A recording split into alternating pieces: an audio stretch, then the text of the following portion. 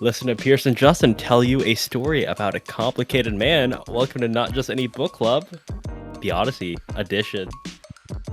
I'm Justin, by the way. I'm Pierce, and we read Homer's The Odyssey. Homer, as you know, is he a real person? Nobody knows. But yeah, we read The Odyssey. Totally didn't, read the Iliad last year in preparation to time this up exactly with Christopher Nolan's movie for sure. We're sellouts. Didn't do that. But nonetheless, we read the Odyssey. And The we're Fagles going to talk about it. translation. Fagles translation. And we're going to talk about the original story and how it compares to the new movie. We'll start just talking about the original epic. No spoilers for, I guess, how Nolan's Odyssey changes the story, changes some aspects of it just yet, but we'll let you know when that happens, when we're going to start talking more about the movie and the differences, so you can click off if you haven't seen that yet. But let's do. I'm gonna do a rapid fire plot summary this time. Go for it. We're gonna get better at these. The Odyssey. It's 10 years after the fall of Troy. We open up. Odysseus has not yet returned home, and the Trojan War had gone on for 10 years, so he's been away for 20. He is stuck on the island of Calypso, and back at home, there are suitors who are trying to marry his wife Penelope, plotting to kill his son Telemachus and take over the island of Ithaca. The gods intervene. Athena, because Odysseus is a very wise soldier and king, Athena has favor with him, or favors him rather, and so she lobbies the gods, especially Zeus, to allow him to go home. Poseidon sides against him. We see in the very early chapters the suitors all over Ithaca and Telemachus trying to find a way to find out where his dad is. They don't have proof that he's dead yet.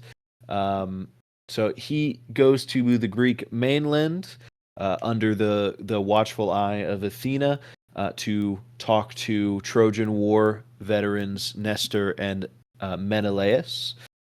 He learns that Odysseus at least was alive when he left Troy, but they don't really know where he is exactly. Calypso releases Odysseus under the advice of Hermes. Sorry. Hermes. He leaves on a raft and he gets stuck in a storm, washes up on the island of the Phaeacians. He tells his story to the king there after gaining favor with him. And that's in this flashback, this story. This is where most of the famous Odyssey stuff happens. The actual journey part of it, at least.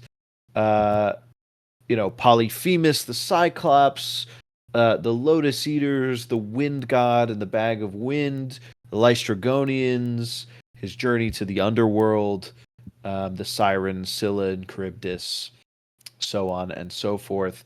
And eventually, at the end of this flashback sequence, we get to the Cattle of the Sun, where his men, who are starving on the Sun God's island, end up killing the Sun God's cattle, and Zeus destroys the ship, kills all of the men who ate the Sun God's cattle, which is everyone but Odysseus. And then Odysseus washes up on Calypso, and we get caught up with him at that point. Phaeacians agree to sail him home. They are very good hosts. And it actually happens really quickly. After such a long-winded story, they're like, we're going to sail you home. And then it's like, they're just there. Basically, it happens Fast real forward quick. button. Yeah, pretty Yada much. yada yada.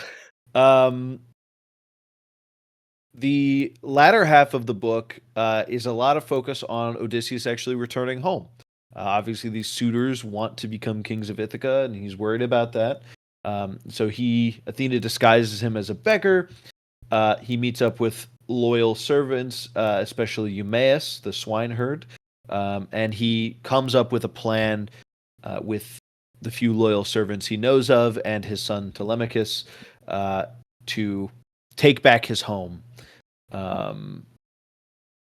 Penelope announces a contest to see who will win her hand in marriage. The contest is to string Odysseus's old bow and shoot an arrow through 12 axe heads in order to win her hand. After the suitors fail, Odysseus, as a beggar, steps forward to try, and he succeeds. He then turns the bow on the suitors, and he and Telemachus and two of the loyal servants kill every suitor in the hall. Disloyal servants are hanged. The house is cleaned of all of the traitors in that are in Ithaca.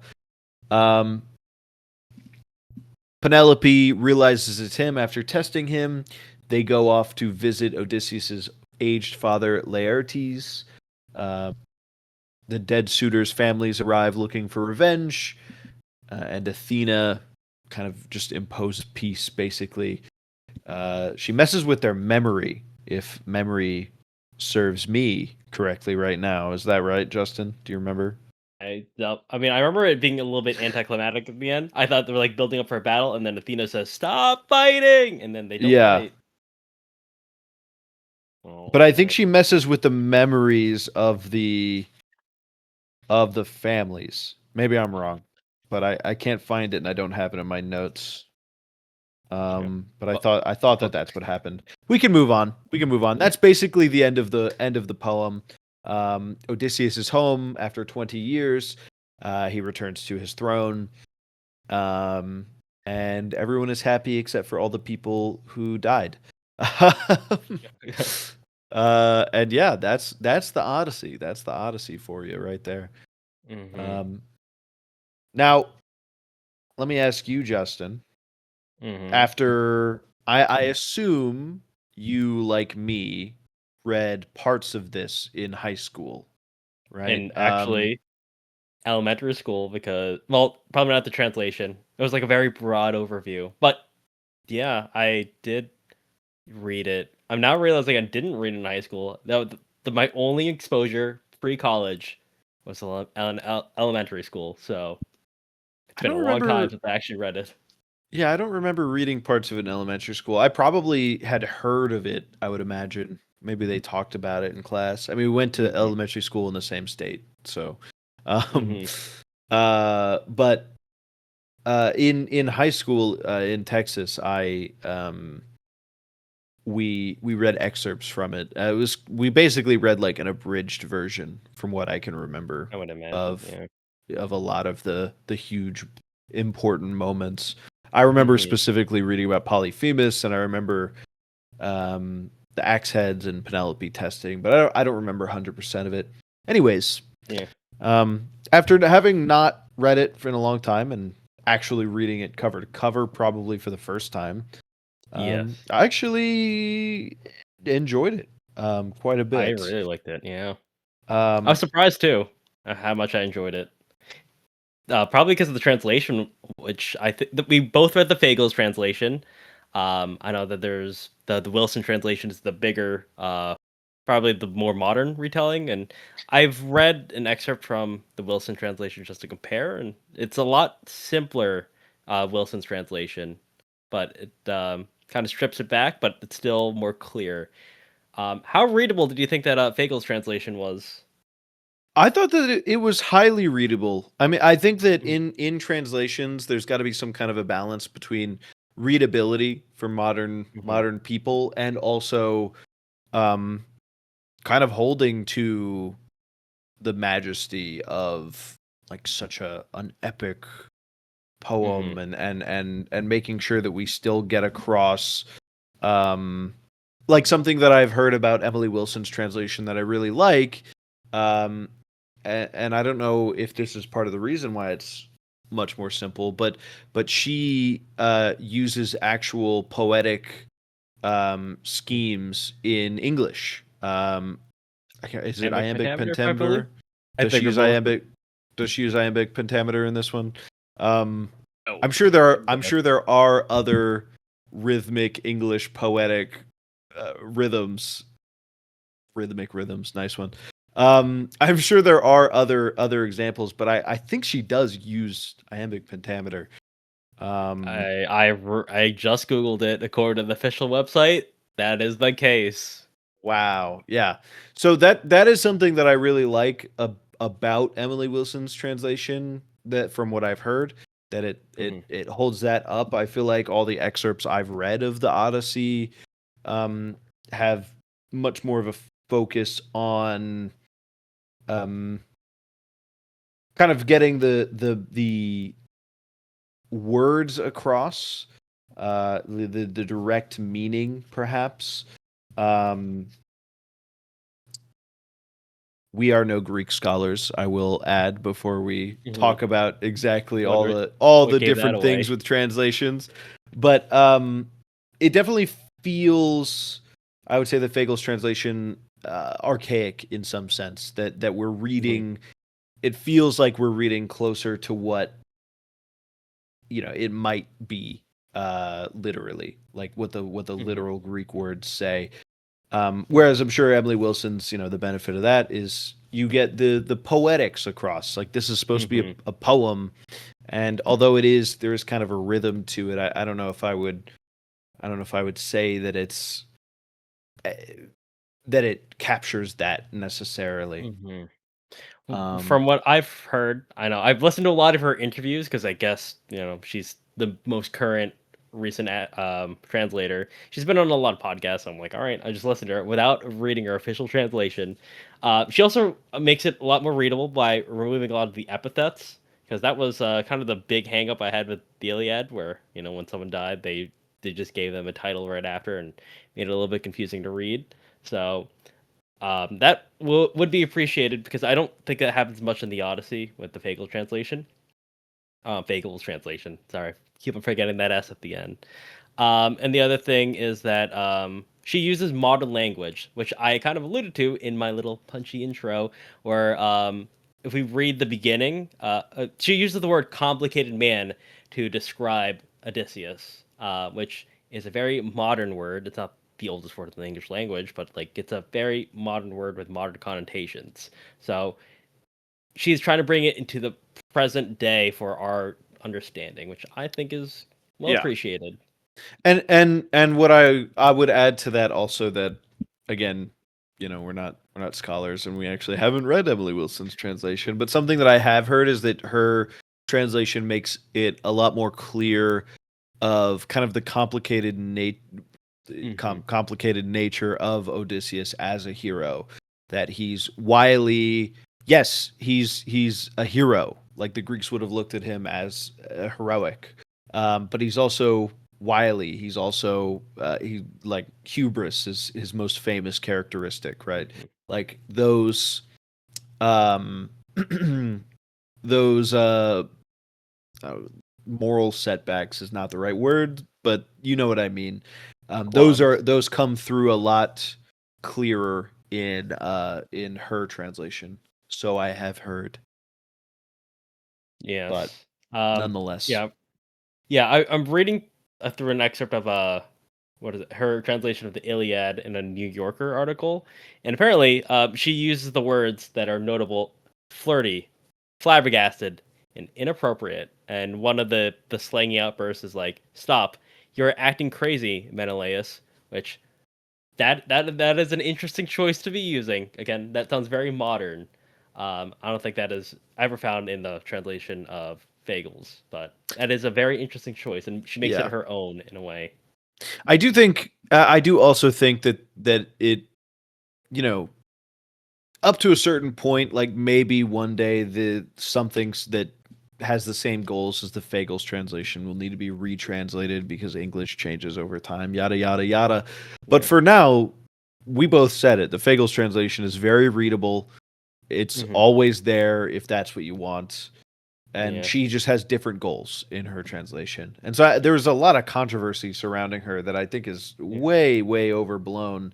She's making different choices, and if you don't like it, you can always read the Fagles translation. And Um, if you wanted to read the Lattimore translation, you would have to spend a lot of money. yeah, And there is a Lattimore translation. I'm that's remembering back to when I was looking for it. yeah. And there are more translations. I mean, I was reading the afterword for the Odyssey for the Fagles translation, and there was it goes back again. It goes back to the 1400s, probably even further behind that. They tried to make it rhyme, and that 1600s translation wasn't very well acclaimed for it. And then another translation tried to put it in prose, like an actual paragraph form, which is kind of boring. Why would you do that? That's not the way to. I don't think there's a wrong translation. It's the translation that you enjoy the most and more suited towards your style of reading, because you're getting the same story, but sometimes a translation can take away from your enjoyability. And I think Yeah, as long as it preserves the fact that it is in poetic verse, I think you've got the right translation yeah. for the most part. Let me just say, because I said this to you before, that Hmm. I thought that it was I didn't see an easily accessible Lattimore translation, and then you just brought it up, so I feel the need to felt the need to actually fact check myself. I don't know if this was just reprinted or if I just missed it, but there is currently a Lattimore translation on Amazon for like $11.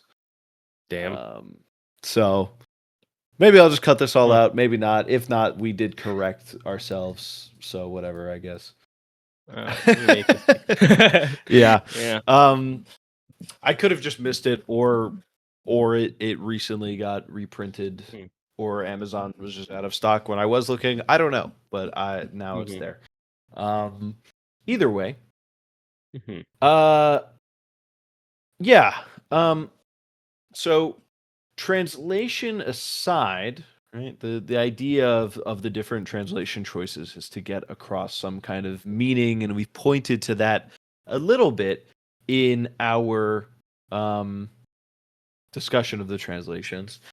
But um, as far as the meaning that we're getting across in the Odyssey, right? I think that first of all, something that I will say, just in general, the whole story of the Odyssey, the return home, the goal, all of the things standing in the way.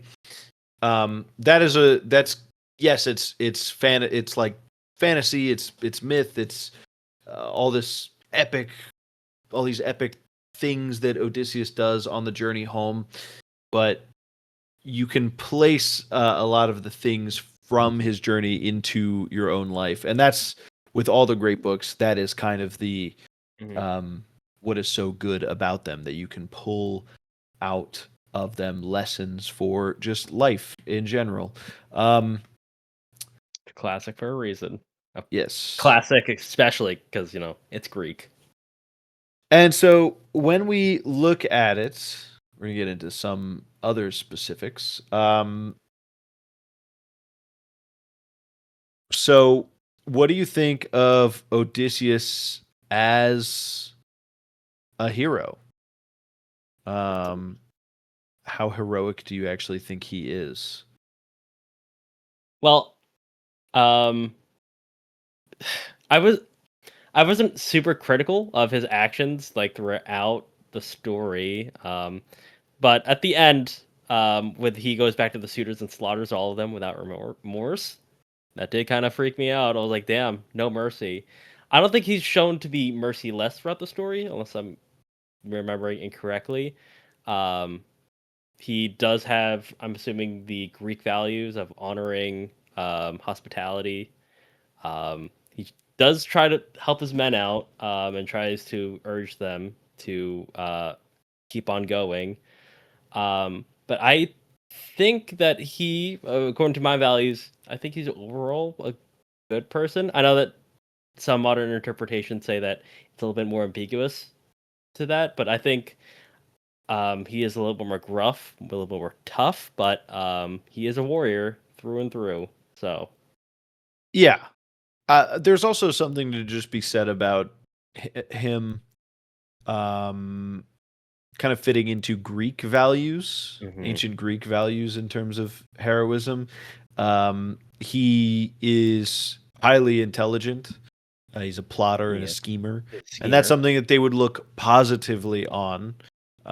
This sort of uh, tactical mindset when it comes to all kinds of things, but um, he also has too much pride in that, and so just to not we're treading ground that anybody who's read this or engaged with it seriously knows, but he's hubris is his like defining characteristic. It's his fatal flaw, Mhm. and the best place that you can see that is in his interaction with Polyphemus when he outwits him by telling him, "My name is nobody," and so Polyphemus goes and tells the other Cyclops when he's blinded that nobody blinded him, that nobody hurt him, uh, and he brags on the way out, which and tells him his real Done. name, which lets Polyphemus pray and also throw rocks at them as they're Mhm. rowing away. Um, pray Impulsive, but to his father Poseidon to Poseidon to to harm really damns everybody. Odysseus and Yeah. keep him from getting home. Um, but yeah, he's a heroic figure um, who is just trying to return home, uh, Mhm. and also trying to do. And save Ithaca too. Really. I mean, I don't know if I would say save. He's Oh. he's trying to Okay. hold his place on the throne, Mm, like or his family's place at the head at least. yeah.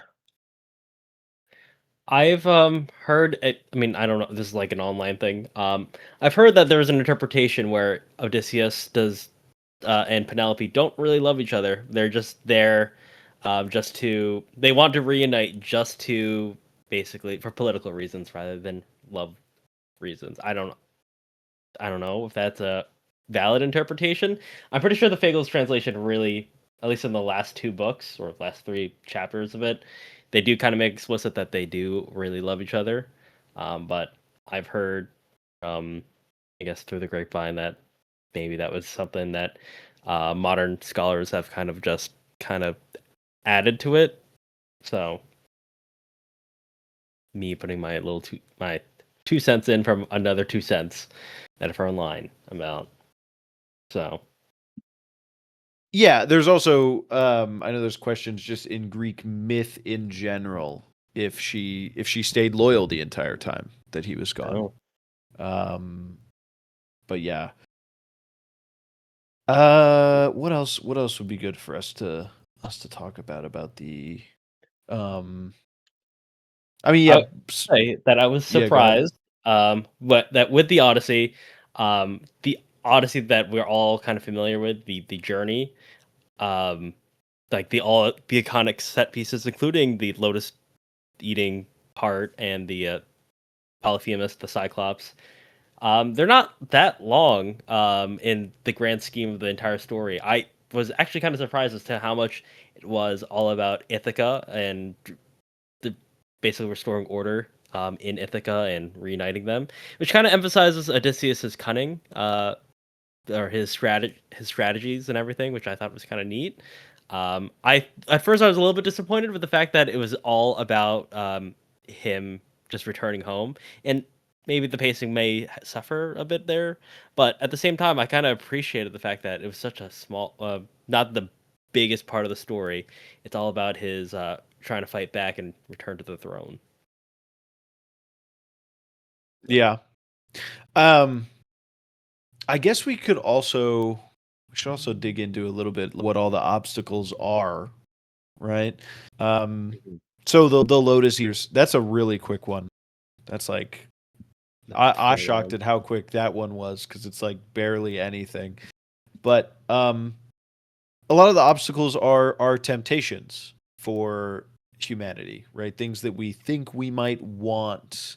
Not that we can necessarily get them, but ways that we might want mortal life to be different, or human life to be different. So the Lotus Eaters give us the ability to like forget and just sort of live in pleasure, in ignorant bliss, I guess, Hmm. of the world around us.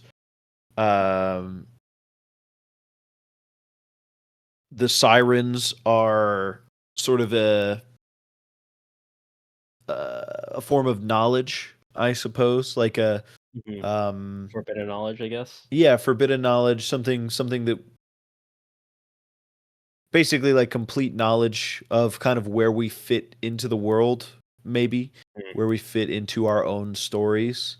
Mm-hmm. Um, Obviously, nobody knows exactly what the sirens songs are, Yeah. but there it's a temptation to I know it's supposed to represent some kind of knowledge, and Hmm. we're tempted heavily to know it or get it, but knowing it brings death. So I guess maybe there's a metaphor there about like only you can only really know all that they offer, all the Hmm. knowledge they On offer about offer. life at the end of your life. Maybe there's something there to that. Yeah. Um, I don't know if you looked into this, but do you know if the Odyssey, the story itself, do you know when it was? I'm gonna say written just for the sake of simplicity. When it was told, did they believe it was real? Because I know that was their yeah, religion. yeah, they believed it was real. I mean, I know that they believed that the there's some stuff Trojan War. about there's some Yeah. stuff about well, I mean, we believe in the Trojan War now. There's some archaeological evidence Ah, that okay. the Trojan War literally happened. Yeah. But I also know as somebody who reads philosophy that there's like some questions of like what Greeks through all of their history, because obviously they have a very long history in the ancient world, what they actually believed about their religion. Like Aristotle's argument for the unmoved mover, the god that he kind of argues for, is Hmm. not exactly doesn't fit particularly well into the Greek mythos. So there's some question there, but I'm fairly certain from what I've read that Hmm. most Greeks, especially while this story was getting told and wasn't like printed out like as a oral tradition, that the Greeks mostly believed in it. Um, Calypso also, for the obstacles, um, is like immortality, right? She offers just like a life of no aging or loss or suffering. You can just kind of like have a companion, live your days forever on this little island. Become a god, Um, essentially. Become a god essentially, and Odysseus says no to it, right? And so the answer to all of these temptations, all of these things, is no, right? That the mortal life, for everything, all the woes that it brings, to change them fundamentally in the ways that some of these obstacles would, or some of them offer to change it, would we would lose something. It would not be it would be for the worse if we were to take some of these things we might be tempted to think about changing. Mhm. Yeah. Um, yeah, no, that is an interesting way of looking at it and trying to apply the Odyssey to our modern sensibilities. So, yeah, I don't think I don't think that's necessarily a modern take on it. I think oh, that's probably like the meaning behind okay. those obstacles. Like yes, there are things that we'll read into it, I'm sure, that the Greeks would not have, but I think the Greeks were very aware of their mortality and their values. And I mean, the Iliad and the Odyssey both Hmm. so heavily tackle the idea of honor and mortality, right? Achilles in the Iliad says that he would rather live a short life of honor than a long one, or that's what he ends up deciding, anyways. Hmm. The short life where his name will be remembered forever. He ends up choosing that, brought on by Patroclus's death, but nonetheless, that's what he Hmm. ends up deciding. Um, and then in this one, in the underworld, he says that he'd rather he'd live a life as a slave than be king of the dead, or something like that. You know, it's Hmm. kind of like these two stories. They're both the reason I'm bringing this up is mostly Hmm. to just say I think the Greeks are very aware of the mortal life and the place in history and what does mortal life entail, what should we aim for, what should we could we conceivably change about it with the help of, you know, religion or the gods or whatever, and what Hmm. is immutable about humanity that if we accepted these temptations, or fell to uh, these obstacles that Odysseus faces, what would change? You know, what would change about mortal life, and would it be actually better, even if he's tempted by some of these things? Interesting Anyhow, perspective. Yeah, I don't yeah. really have much to add to that. Yeah, that was a good takeaway. Um, and what about? Do you have anything to say about him returning to Ithaca? Is there anything that we can really gather the meaning from there? Like Um, I think good versus evil. the hospitality is kind of a big thing that That we is can a talk big about, thing. but I kind of want to save that for talking about Nolan's The Odyssey, because Hmm. it's kind of like his takeaway from the book. It's an important part in the poem too. The idea of hospitality. Hmm. I believe it, well, again, we're not Greek scholars. Ksenia, or however you say it, in the ancient world. Uh, I think that's a huge part of the latter half. I mean, is there anything that you want to talk Yeah, about from the latter I half? I've heard from, I mean, from legend regarding hospitality. The Greeks emphasized it so much because on all their worldly travels, they would not have made it without the kindness of strangers. So that they would, that's why they greatly valued it, on it to respect strangers that knock on your door. Get to know them later, but be sure to at least make sure that they're okay. Yeah. Um, so I that think was, also just within Greek society, you know, there are a bunch of city states, right? Like it's not they're not a unified whole. And so to even within, yes, outside of Greek society, you know, them getting to Greece, settling, but also just between Greek peoples, um, Mhm. you know, making sure that you are hospitable. Um, anyhow, Yeah, is there anything I else you think. want to talk about, or should we move on to Yeah, the movie? yeah, if there's anything that is Fagles specific, I think we've covered really all the groundwork there because I think everything is going to be we discussed will be also be relevant in the Yeah, movie and the yeah. poem. So Hmm. I feel like right now, if you have not watched the Odyssey in IMAX, preferably because that's the way I watched it, then now is time for you to be very aware and be aware of quote unquote spoilers. But you know how it goes. It's different from how it's Nolan's interpretation Yeah. of the Odyssey. So there's some things that Nolan changed or Nolan focused on that Mhm. will technically be spoiling.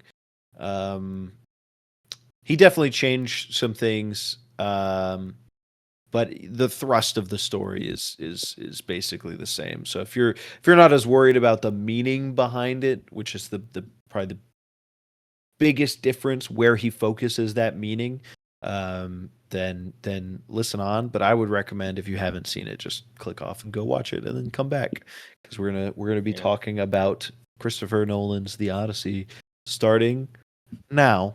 Yeah.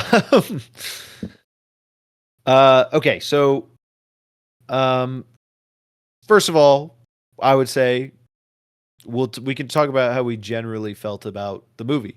Um, I'll let you go first. Yeah. Okay. So I gave it a 5 out of 5. All right, because I've been a Nolan not liker for a long time. Well, not that's a pretty harsh term. I've never thought he was a great director, but this is the thing that really tipped me over. This is the first time that I've ever just felt like I really enjoyed it. But that is because I saw it in the best possible format within my budget. Because I could have seen an IMAX in a further theater away that was $50. Was going to do that, but the format I saw it in really elevated my experience, and I have no shame, no qualms into saying that really added to my rating there. I have my problems with the script, don't get me wrong, and I think the more that you hear me talk about it with Pierce, it's gonna you'll be like, this guy gave it a 5 out of 5, and yes, I did. Yes, I did. Um, the one thing I will say to defend myself here before Pierce starts lambasting me is that yes, the format does matter in which you watch it, and it can affect your rating. Because I don't know if you watch if you watch something on YouTube, the 4D coaster, and you watch it just on the screen, and you don't have that motion in your roller coaster ride. I mean, you can log it. It was intended for the roller coaster, but are you really experiencing the way it was intended? We're not. Sorry, are you comparing two different formats of a Mickey movie to Mouse, watching a maybe. roller coaster on your screen versus riding a roller coaster? I don't feel like those are the same thing. It was Um, better an argument in my head. Speaking out loud. um, okay. I gave the movie a 4 out of 5. I think it's very, very good. I find myself in the place that I find myself for most Christopher Nolan movies, where I have to say, yes, I agree with everybody out there. It's very, very good. He's very good at spectacle. It's a fun movie to watch. It has a deeper meaning. It's a really good movie, maybe even great, but it is not perfect. I I agree with. have seen the phrase recently Nolan denier versus Nolan hater. I think if you're a Nolan hater, you are that's crazy to me. Like Christopher Nolan, he makes very good movies. People love the movies. I've seen the term Yeah. Nolan denier. I kind of like that as a turn of phrase because it's not that I think Nolan's movies are bad. I really like all the ones I've seen, I think, off the top of my head. And I've seen most of them. But I don't like them as much as everybody else seems to. And that's okay. Um, I think we're going to agree a lot on what the problems with the movie are in just a second. And just because you brought up rating philosophy, I'm going to do it. I'm going to give my argument now that you've already given yours. Yes, the format Yeah. does matter. Yes, like it can affect your rating to some extent. But I would say that when me personally, right, you can have a subjective rating system. This is a difference in the way that we rate movies. Me personally, when I rate a movie, I want to divorce it from the way that I saw it as much as possible. Is that going to be perfect? Mhm. No, because of my subjective experience with the way that I watched the movie. Um, but I try my best, especially with Nolan's movies, because he loves these formats that are great when you see them in the theater, sure, but very few people will ever experience that movie in that way ever again. And so, how are people going to look at this movie once it's left these IMAX theaters? I don't know, right? We don't know for sure, but I tried my best to divorce it from that experience in the theater. I had problems with the script. Um, I thought the scale was awesome. I thought that his huge moments that he Nolan does very well with. Those moments in this movie were very good. Um, Polyphemus's screams were haunting. They were I chilling rattled for the sure. theater. The IMAX Yes. sound. I gotta tell you, I think it's the resonance, like the resonance of how deep his voice is. It rattled my theater, and I didn't see Okay. it in IMAX. It's a crazy sound. His screaming. Mm-hmm. Yeah. Very very good. A 4 out of 5 is awesome. Right. It's an Yeah. awesome movie. Um, Mm-hmm. but I don't think I think Oppenheimer still arguably his best. That or Mm. I don't know, Interstellar, I guess. I don't want to be so normal to say it's Interstellar. A lot of people say that, but either way, I I just don't think that the Odyssey was as good as people are making it out to be. That's okay. Yeah. I'll clarify my rating over. Or it's probably maybe a 4 out of 5 in spirit. In practicality, if you want to really get Wow. in the nitty gritty. But 5 out of 5 in spiritual, and like spiritually, a 5 out of 5 for me personally. I vibe with it. This guy's really like, you're right, but I'm giving it a 5 anyways. Yeah, I was like, um yeah, like just to clarify what we mean when we talk about the script, some of the dialogue was off. mhm, Um some scenes were better than others. Um there those were most scenes that movies. I well yeah, okay, sure. I just meant as far as the dialogue goes. And I think the gulf between the scenes with good and bad dialogue in this movie is quite large. I wrote to all the people I told that I saw this movie that there are some scenes in this movie that feel like they're from a different movie because of the gulf in dialogue quality. Um, uh, it like it doesn't ruin the experience for me, but it definitely in that scene took me out of the movie. I was like, what am I watching? Um, Are you but talking yeah, about the controversy around Telemachus calling Odysseus a dad? well that too. That also some people say it doesn't bother them, but Me included. he every time he said father, I was like, why didn't he just say that every time? Like it would have been. It's just such a small change that would have made it feel better to me. Hmm. The dialogue, the way that it flowed.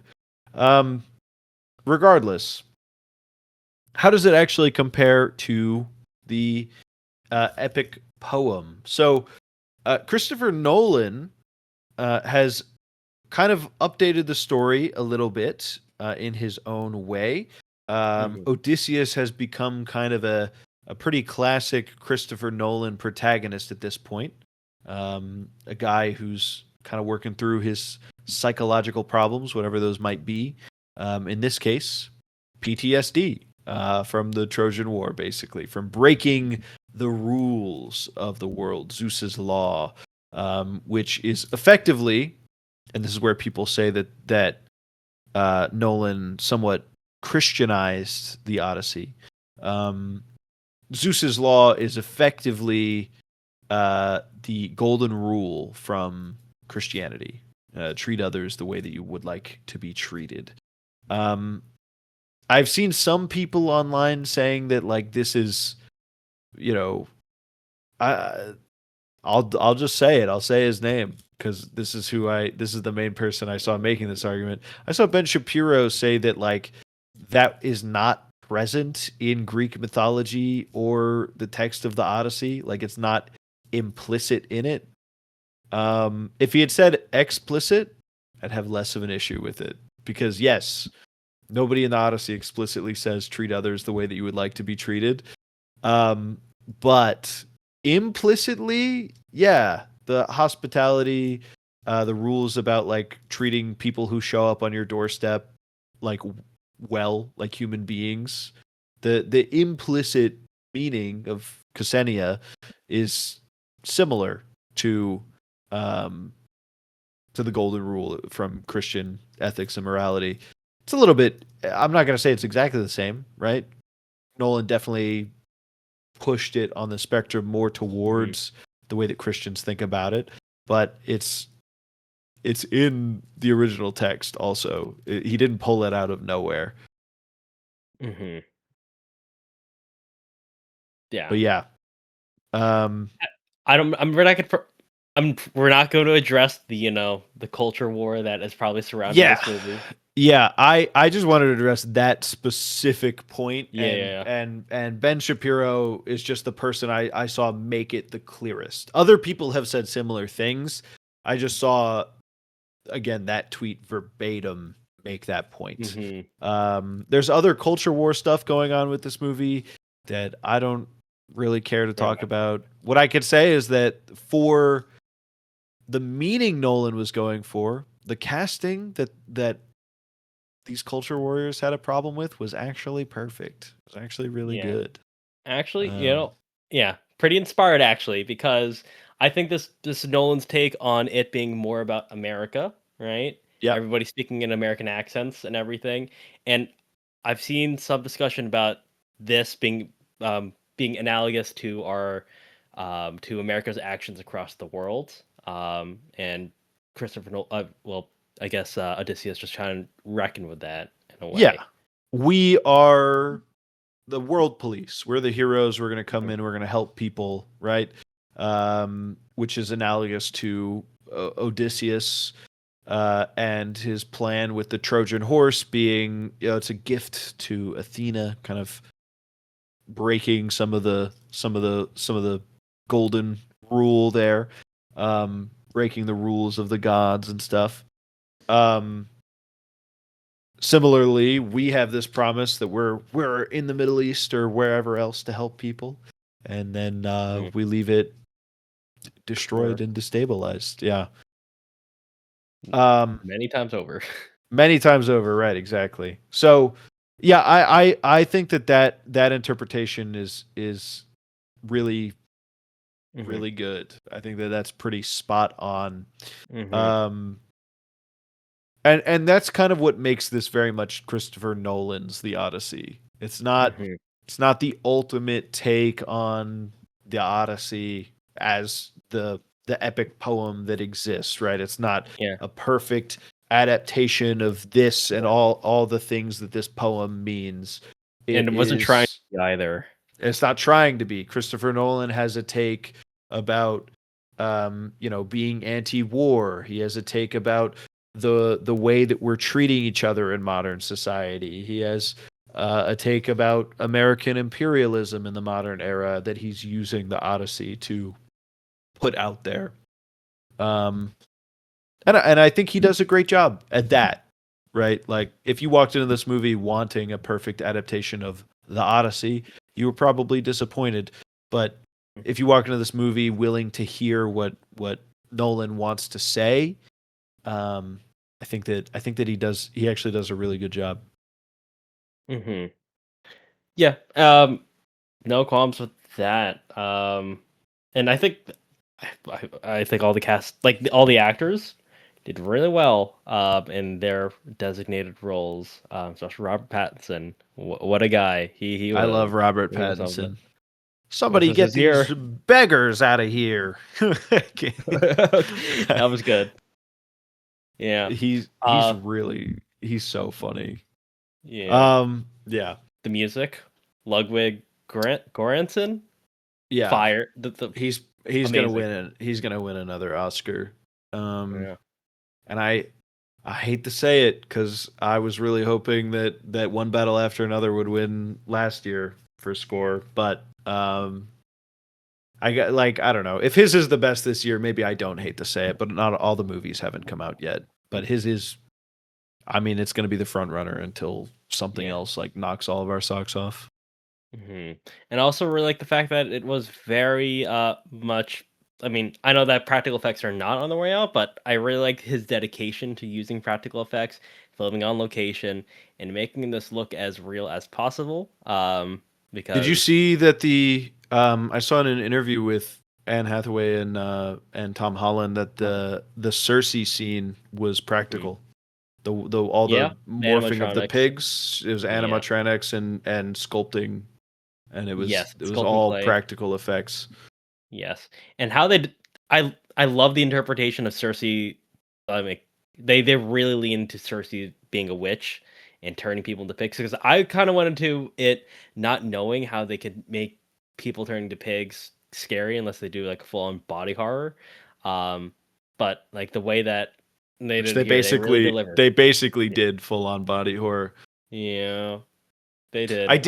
My words I there. did see maybe a few months ago. It was a while back. I saw there was some. I think Nolan said something to some media member. He said he might want to do a horror movie someday. Oh, And I inspired get by the Obsession. feeling, right? Yeah, and he was inspired by Obsession. I get the feeling that doing the scene he probably pulled a lot from horror and was like, Mhm, maybe it gave him some ideas, which I think would be mhm, cool to see him branch out into yeah. horror.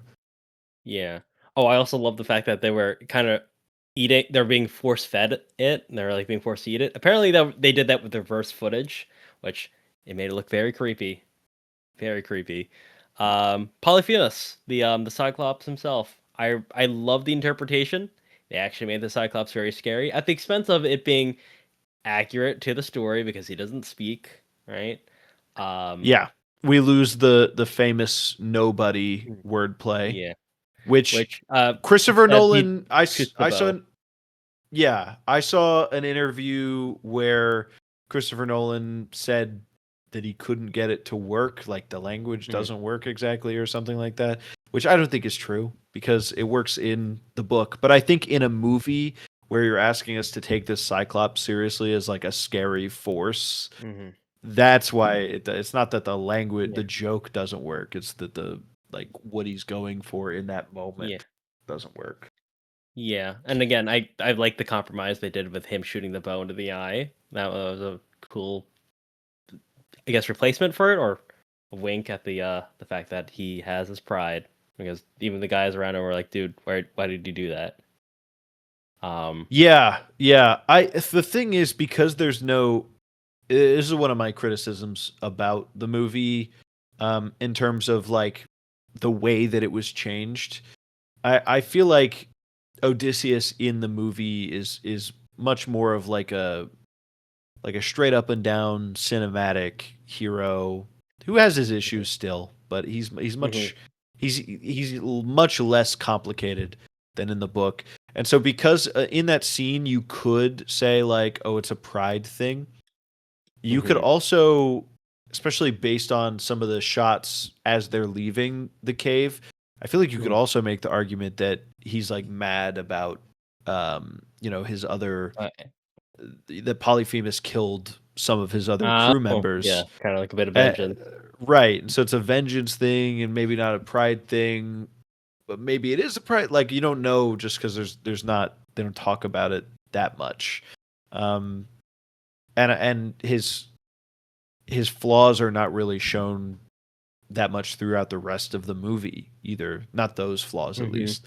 Um, so it's I just it's one of my criticisms of it, of the changes that Nolan made. Hmm. I wish that he had made even if he was going to change Odysseus, I wish that he made Odysseus the same level of complex.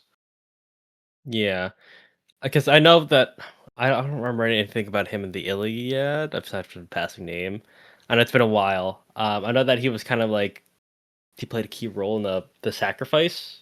Uh, and when the sacrifice, like Iphigenia's, they mentioned. Okay, this is actually from a different myth. Sorry, I don't know if you've ever read the play by Sophocles, Iphigenia and Nolus. I haven't Because read that apparently one. Odysseus. No, I've read a Yeah, couple well, Odysseus. Sophocles, but Yeah, well, that was the sacrifice thing that Agamemnon made, sacrifice his daughter. I think Odysseus helps with that, or from remembering. I don't know, but either way, I know that Greek heroes do some really messed up things. It's kind of like Is that the Sophocles play where Clytemnestra actually kills Agamemnon, or no? no, Because I no, think that is actually like from like that. There's actually a play, like somebody did a play of that, if I'm remembering correctly. Um, It's what Love that the moment. Killing the Sacred Deer is based on because Well, Iphigenia and yeah, Alice okay. Yeah. into We're the getting woods. off Yeah, track. We're getting off yeah, track. yeah. Um, Greek myths. but yeah. So, um, I don't know what else. What else about the? Hmm. Like, we should still be Um. talking about the poem too, as well. Yeah. And how interpreted? Let's see. Yeah, we should probably plan this out a little bit better. Um. I think here's the thing. Like, I had a whole list of things that I wanted to talk about in my head. Like, there's a lot here Yeah. between the poem and the movie, and it's Mm-hmm. normally I can do that and be fine because I'll like Mm-hmm. go down the list. But there's just so much that I'm having Mm-hmm. trouble Actually, keeping it all straight and talking about it in a way yeah. that works. One thing I really liked was that Nolan, in his usual way of making things non-chronological, kind of told the books out of order in a way. Thought that was interesting. How we started off with Calypso, right, I and mean, then the and we poem is knew that. also non-linear Yes, yes. as well. But in that way, in the poem, it's non-linear in the way where I think someone's telling a story about it, and I think in the It's movie. I think it's similarly non-linear. He just took the Phaeacians out, basically. So Oh. instead of Odysseus leaving Calypso and going to the Phaeacians and telling them the story, instead tells he just tells Calypso as he remembers it. Hmm. Um. Also, But Sin the and I actually don't think oh, the non-linearity has changed I mean, probably oh, a little bit, but probably a I little think bit. it's Yeah. changed much. Okay. Well, Sinon. I'm pretty sure that was not a character in the Odyssey either. It could be in the Aeneid, right? Maybe. The Aeneid. Oh, I need. Well, I'll be sure to get that translation, that pronunciation. So yes, he's from the Aeneid, Which we um, will plan to read. which I think that Nolan actually took quite a bit of inspiration from the Aeneid, given that in the end Odysseus is leaving and going west. Right, the Aeneid is the Mhm. foundational one of the foundational myths of Rome, um, and or one of the foundational stories or myths, whatever. And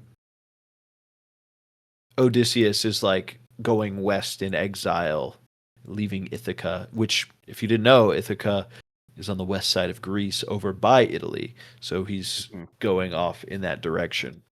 Um, so I think it's pretty clear that Nolan took some inspiration from, I mean, all kinds of Greek myths Yeah, yeah. surrounding the Odyssey, but specifically from the Aeneid. I feel like he took quite a bit. Um, when the credits rolled, I turned to my wife and I was like, "Somebody should tell him all the stuff that the guy in the Aeneid goes through because he seems pretty happy about like leaving with Penelope, but you know, based on what happens in the Aeneid, he might have some more problems going forward." Hmm. Well, I mean, we will. I mean, I guess Yeah. we'll cut that back. Yeah, we'll We read will them eventually. see that. Yeah. Um, I also think that one of my criticisms of the changes, um, similarly making Odysseus just kind of a straight up hero. The last act, I think the last act is really good for the story that Christopher The Nolan wants best to part of the tell, movie. Yeah. but it's also pretty emblematic of the fact that he made Odysseus less complicated as a character. You know, you talk about when I asked you, is Odysseus a hero? You talked about him slaughtering The the suitors. the suitors and then also the servants who were Yeah. disloyal. Um, and in the movie, right? Because Mhm. um Now, I don't think that that's in ancient Greek customs. I don't actually think that you're supposed to think that that feels bad, right? You're not supposed. You're Hmm. ancient Greeks probably were like, yeah, they were disloyal, right? I think maybe I'm wrong about that. Maybe somebody will leave a mean comment. Um, but to our modern eye, right? That's not good. That we would the way that he goes about it, we would view as immoral. And Nolan kind of, you know, sands that edge down. Hmm. Um, and it's a very heroic moment, him killing all the suitors, and there's nothing really complex about it at all. Um, I do think also Nolan recognized probably that like modern audiences don't really want a story that has true, ancient Greek morals and ethics. Hmm. Um because there's the scene towards the beginning of Eumaeus throwing the dogs off the cliff. Uh Crazy. which you say it's crazy. It's like a pretty Yeah. It's standard, like the Spartans yeah. left babies on hilltops. Like it's Yeah. like it's not abnormal for the morals and ethics of that culture. And then here comes good old Odysseus. No, fewer edges than book version. He comes in and he saves the little puppy Argos from being thrown off the Yeah. cliff. So I think maybe that was a bit of a wink, Nolan being like, "You guys don't really want a story with uh, Hmm. ancient Greek Morality. morals." Yeah, Yeah. Which, I mean, yeah, it's his story, his interpretation of it, and obviously, I mean, I get it. I don't think that we would love to see much because, like, when Argos comes back at the end and like recognizes his owner, that was a tearjerker moment for a lot of people because, damn, we are all suckers for dogs. Even in the poem, like yeah. Argos I coming did. back. I did see. I sent this to you that Emily Wilson had a problem with that scene in the movie because she was like, "Oh, Yeah, it's so sentimental. Everybody's a sucker for a dog," and it's like, all right, Homer was a sucker for dogs. Like, yeah, it's much less of. I would say it's less of a moment in the book than in the movie, but it's still like a big and famous moment. Like Argos is the most yeah, referenced dog in literature, like yeah. ever. Um, Maybe Wilson doesn't understand the Odyssey. I think that maybe she doesn't understand that like those couple lines, I guess. Yeah, yeah. Yeah, wow. Um, yeah, and I have we heard her. I mean, I think we know about her criticisms of the movie. I think it's essentially what we've been both been saying. Yeah, yeah. Yeah, Well, and so here's the other thing: is a lot of classicists have problems with the movie because it's not Homer's The Odyssey; it's yeah, Nolan's. And that seems to be what a lot of the criticisms boil down to.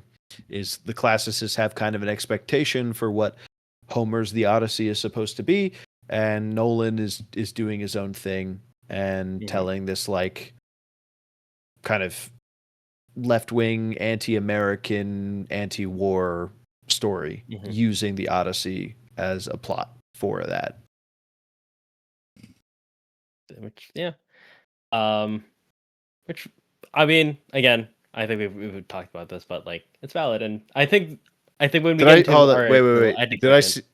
Did I say anti-American? I meant anti-American imperialism specifically. I just want to make sure that I'm clear about that.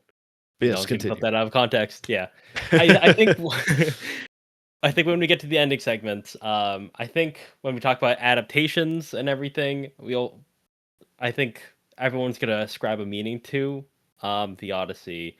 Well, I don't think we've only had a few straight adaptations of it in a movie before. I don't know what the one was from the 1960s. I don't know if we tried to say anything.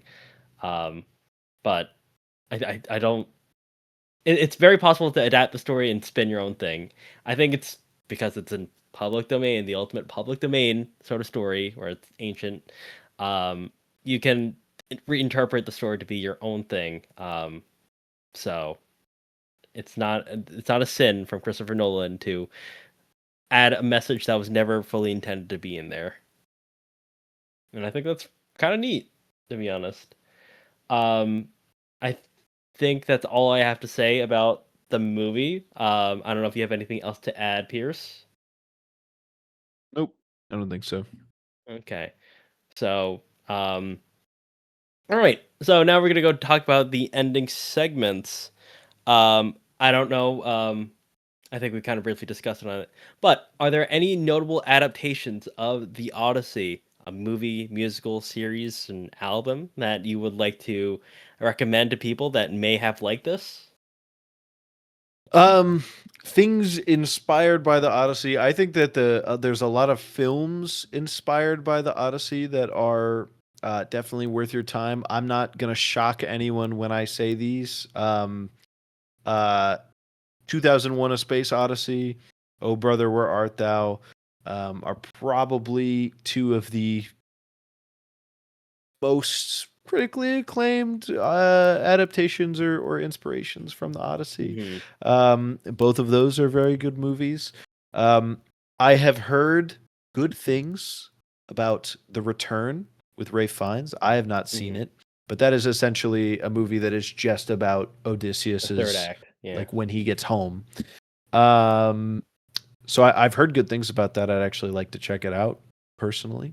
Um, Another notable one, the SpongeBob SquarePants movie. Okay, The first one. so the original SpongeBob SquarePants movie, the only one that exists. That is um inspired by the Odyssey. They do a bunch of gags that are centered Yeah. around all of the different things in the Odyssey. So heavily that one's heavily inspired by it. Um Mhm. Besides that, those are kind of the main ones that I wanted to bring up. Yeah, I know that there was this TikTok trend that the Epic, the musical. I'm not listening to it. I know that Yes. there's just a bunch of animations for it. I'm like, that's cool. That's unique. Go for that. So Um, I'll try to entertain. Listen, giving that a listen. Bo is Afraid. If you like Hereditary or Well, Midsummer, Bo is Afraid the by Ari Aster is very Odyssey inspired. how What? similar is that to Hereditary? What? Bo is What was Afraid? it? Yeah, It's is it not. actually? That's No, it's not like Hereditary at all. It's a different movie. It's it's the same uh director. yeah. No, I Yeah. that's what I meant. Yeah, if you like his Okay. other movies, you should check out Beau is Afraid. It's a weird one. It's a weird one. It's not my favorite by him, but it is what it is. Uh I guess we'd be remiss as a book podcast not to mention Ulysses, huh? Probably. Yeah. I mean, again, I've heard that book's notoriously hard. I know that you may have attempted that when we are very, very early days to read it. I Um, did. It is very hard. I tried my best to pull whatever I could out of it to talk about. And I think I talked about something interesting that I found. But oh, I definitely, no. it was not a comprehensive review of Ulysses by James Joyce for sure. It was not comprehensive in any way. It was like our Um, second or third episode, and I'm like, all right, it he's flung was. out the gates. Yeah, It was, yeah. not even on YouTube. Um, I think And we could talk endlessly about things inspired by yes, we the could. Odyssey. My one last book recommendation is Circe, by Madeline Miller, where it really expands on the role of the Odyssey from the perspective of Circe. Have This you actually book has read been that? no, but this book has been popular in book talk, so Yeah. I don't use TikTok. Um, We don't. I don't. We don't have an account there either, so my don't go look for us. my wife has read it and she did not like it. Oh, So I don't know. okay. She probably wouldn't recommend it, but a lot of people do like it, so everybody's taste is different. Yeah. Um, There's a but lot to pick from. there is literally pick a movie with a hero's journey in it. You could argue that, like, Star Star Wars is Wars. is Yeah. inspired by the Odyssey. Um, I would say it's more loose than a lot of the other things we just mentioned, but it definitely is there. Hmm. The influence is definitely present. But yeah. Um not to just talk endlessly in circles about Odyssey inspired media, Yeah, but we could. but we could forever. But I think that would probably be a good place to end off, right? Yeah. Just like just like Odysseus, we both got lost on the way back. So Um if you liked this episode, please give it a like, subscribe, follow us on whatever platform. We truly do appreciate it. Leave a comment as well. That would also yes, be please not mean. awesome. Please not mean, yeah. We're not classicists. We're not classicists. We're just two people who like On reading a and like Discord call. movies. Okay, yeah. We're just two people who like reading and like movies and are trying to dig into these things as best as we can. Mhm. Um Next month, speaking of things that we're trying to dig into as best as we can, we are reading The Crying of Lot 49 by Thomas Pynchon. Uh, that is, I'm going to see if I can read it at least twice because it's pretty short and I know it's very difficult, but It's news to that's me. what we're All right. doing. That's what we're going to Okay. talk about. I decided that today earlier when I was looking at some stuff about it. I'm going to try and read it at least twice before we Over a record. weekend. Okay. Yeah. All But right. either way, that is what you have to look forward to. Yes. When if you tune in next time, and I think that about covers it. Yep. Goodbye, Prometheus.